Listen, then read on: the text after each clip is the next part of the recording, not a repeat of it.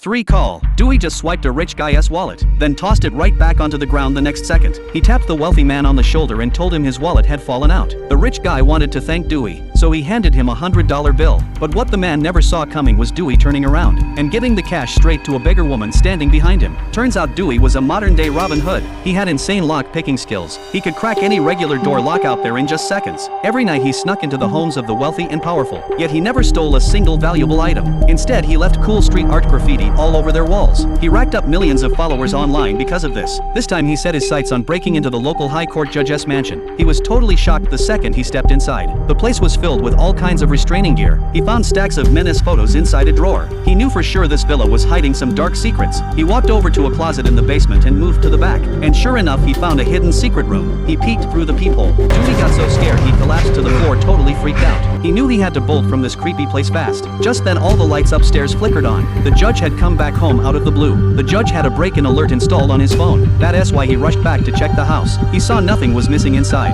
and figured the alarm system must have broken down. Then he glanced up by chance, and noticed a painting on the wall was hanging crooked. Dewey slipped away quietly from behind while the judge was distracted. But the judge caught wind of some noise. Luckily Dewey dropped flat onto the ground, and narrowly escaped being caught. He couldn't stop thinking about what he saw in that hidden room. A man who had been brutally tortured all over his body. The very next day he called the police anonymously. The secret room was way too well hidden though, and the cops found absolutely nothing. The vigilante thief decided to take matters into his own hands. When night fell, Dewey snuck inside the basement closet. He waited until the judge walked into the secret room, then grabbed the closest weapon he could find and charged in. Unfortunately, he tripped and fell hard.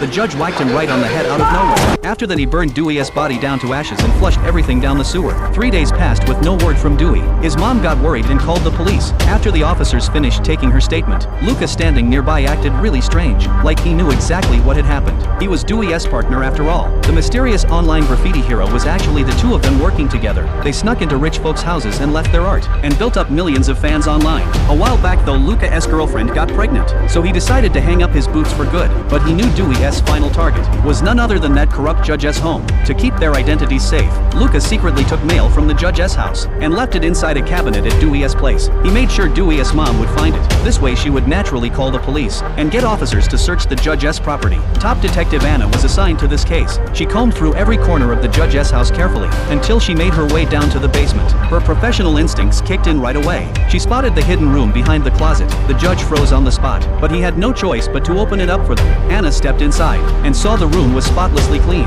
Everything was neatly put in order. The judge thought he had covered all his tracks, but he slipped up big time. Anna walked over to the peephole on the door and asked why it was built to look out from the inside instead of in. He had no logical answer for that. He rambled nervously, claiming construction workers must have messed it up. Anna knew right then something shady was going on, and arrested the judge on the spot and took him back to the station. Little did she know this was exactly what the judge wanted. With no solid evidence to hold him, he got released pretty quickly. Even though they came up empty-handed, Dewey's mom was convinced the judge was hiding terrible secrets. She parked her car outside his place and kept a close watch on him day and night. Late that same night, the judge brought a handsome young man with plain looks back home. He poured him a glass of lemonade dated way back to '82. The two sat on the couch and started chatting. The young man praised the painting hanging on the wall, saying it looked amazing. The judge explained it was a portrait of his father. His dad had always been a heroic figure in his eyes, until one year, he found out his father had an affair with their male servant. On top of that, his father beat his mother half to death and locked her in the basement. Ever since that day, the judge grew to hate gay people with a passion. The young man swallowed hard out of fear.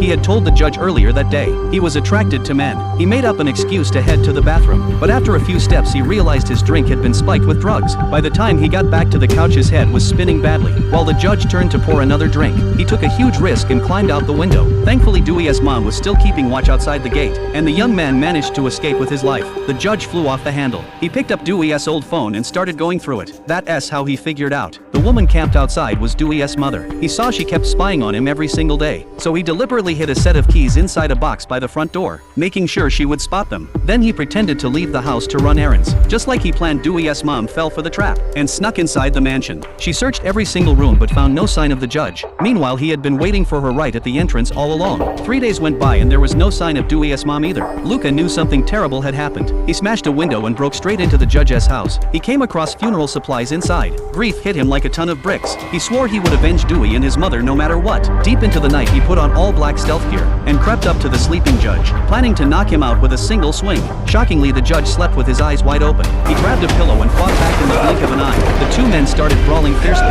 Luca was young and in great shape. The judge stood no chance in a bare-knuckle fight. Under Luca's fierce punches and relentless attacks, the judge finally confessed to every single crime he committed. Luca rushed down to the basement and rescued the captive man who had been locked away all this time. He got in the car with the key witness and headed straight to call the police. When Anna arrived at the scene, she saw the judge tied up tight and a cool graffiti mark left on the wall. It read, "I was here." A soft smile crossed Anna's face, and she thought to herself, "Thank you, graffiti hero."